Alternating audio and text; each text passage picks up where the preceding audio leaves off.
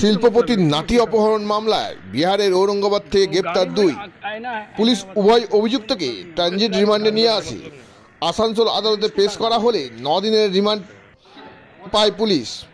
ঘটনাটি জামুরিয়া থানার ব্যবসায়ী রাজকুমার সর্দার নাতি রেয়াম সর্দারকে অপহরণ করার চেষ্টার মামলার ঘটনায় বিহারের ঔরঙ্গাবাদের দাউদনগর থানা এলাকা থেকে অজয় মাহাতো ও চন্দন সিং নামক দুজনকে গ্রেপ্তার করেছে পুলিশ।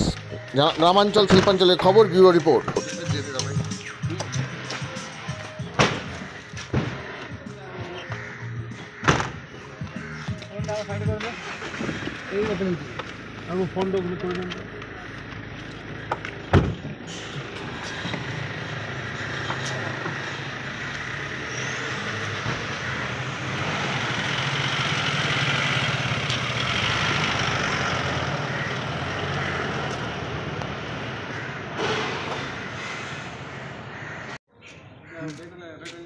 ठीक है, बैग रख